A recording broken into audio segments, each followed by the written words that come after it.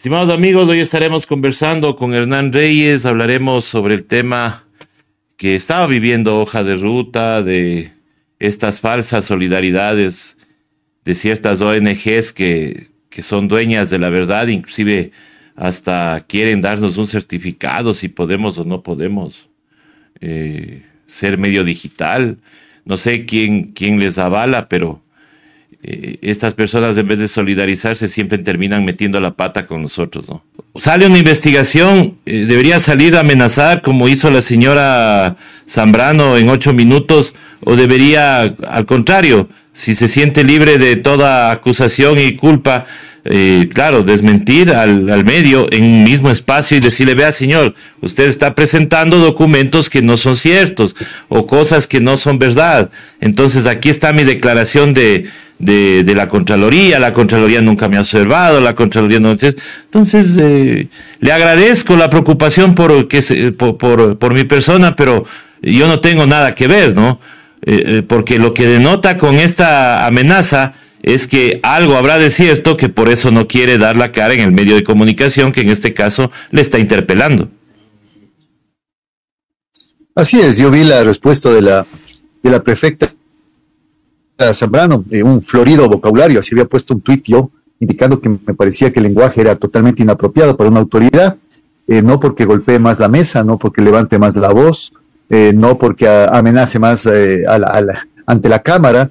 La autoridad se está defendiendo de, ni siquiera diría yo acusaciones, sino simplemente preguntas que en un momento determinado aparecen por parte del periodista, que son legítimas y frente a las cuales la autoridad debería simplemente aclarar, responder. Si es que hay datos falsos, pues corrija esa información distorsionada, pero no necesita utilizar términos como idiota, mequetrefe y demás, como le he escuchado a la prefecta de Esmeraldas, simplemente queriéndose imponer por la fuerza.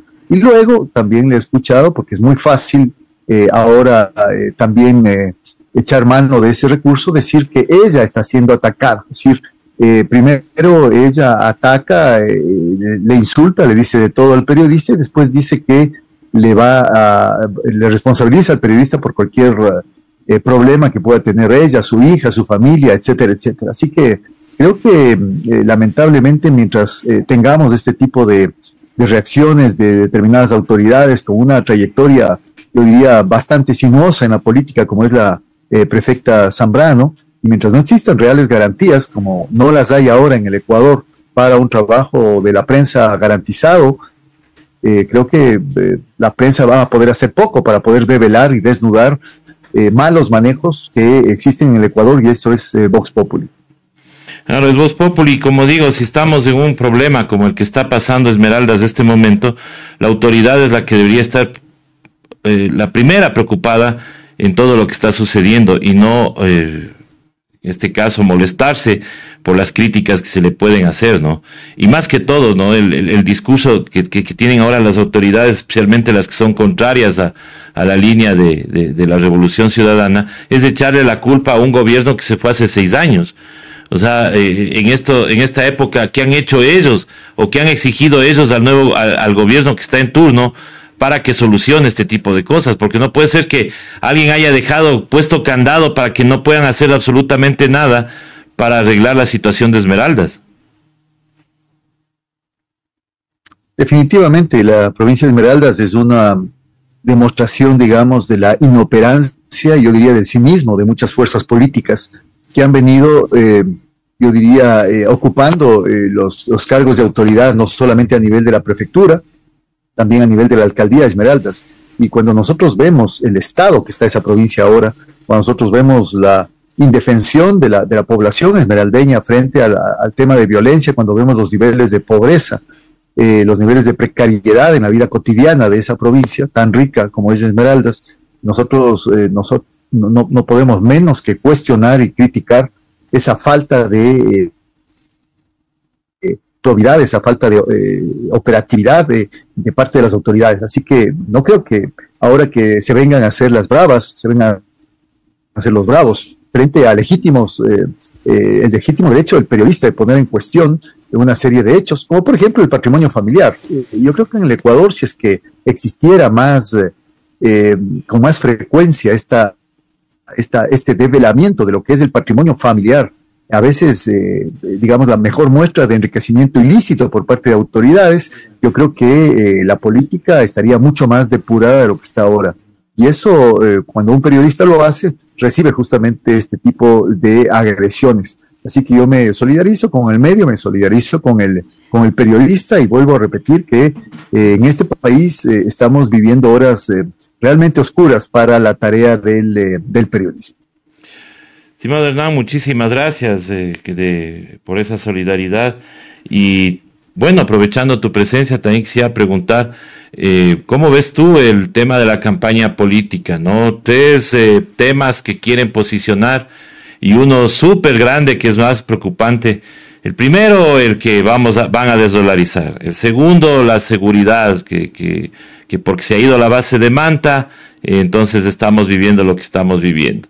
Y la otra es que posiblemente quienes vengan van a venir nuevamente a saquear el país, es lo que dicen. Pero hay una cuarta que es la que más preocupa, y es que hay voces que hablan de un gobierno cívico-militar, que inclusive ponen hasta encuestas, supuestamente, donde la gente estaría dispuesta a soportar un gobierno de transición cívico-militar, o sea, un golpe de Estado militar, para que se hagan cargo los militares y ciertos iluminados de este país hasta, no sé, pues hasta arreglarle, como ellos dicen, al país, ¿no?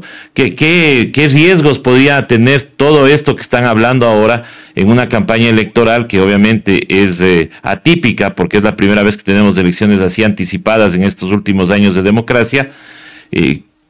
¿Cuál sería el fin de todo esto, no?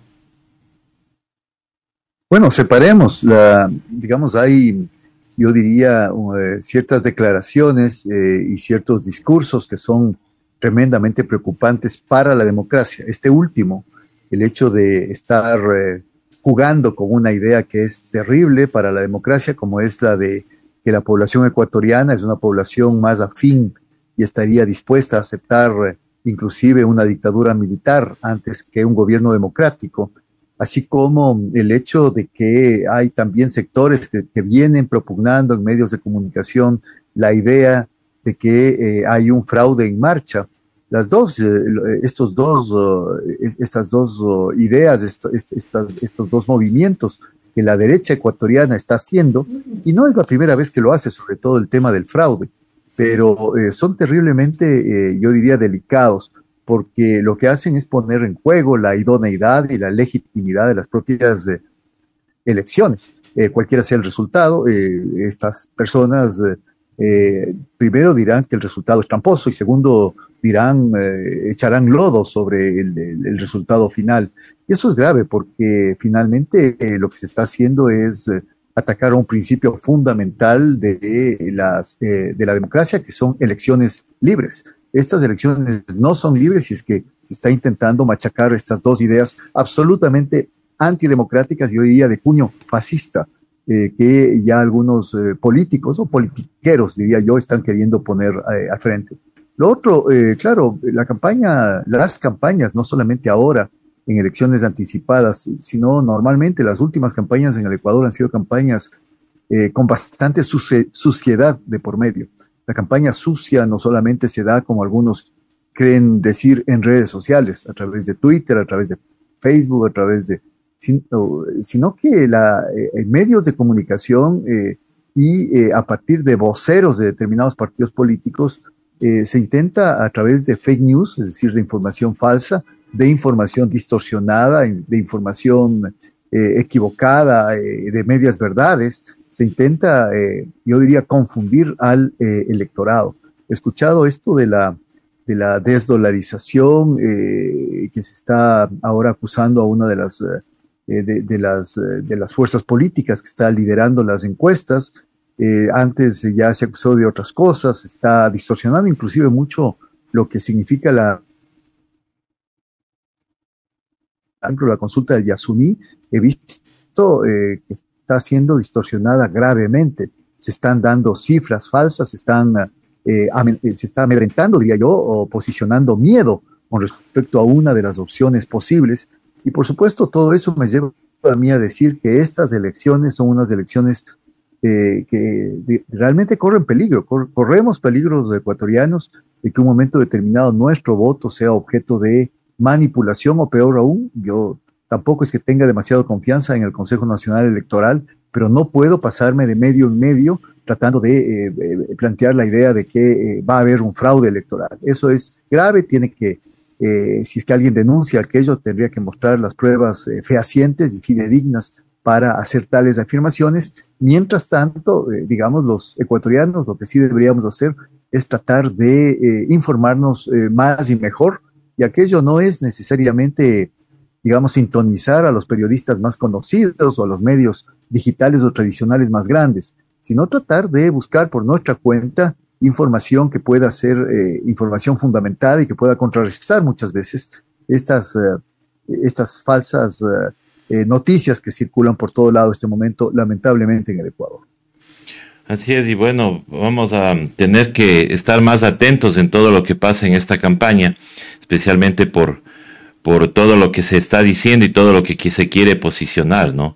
En el tema de la dolarización hay que recordar que la Constitución prohíbe, o sea, la moneda que está vigente para el país es la dolarización, o sea, había que cambiar la Constitución si se quiere desdolarizar, como muchos hablan, ¿no? Entonces siempre cualquier cosa que se comente o se diga, pues obviamente van a tratar de tomarle o tergiversarle para tratar de posicionar lo que ellos tratan de criticar. Estimado Hernán, yo quiero agradecerte, pedirte disculpas por las fallas técnicas, pero siempre se dan esto a veces en los programas en vivo, pero de todas maneras, muchísimas gracias por haber estado con nosotros esta mañana y darnos pues tus conceptos. Tu mensaje final a la ciudadanía que nos escuche.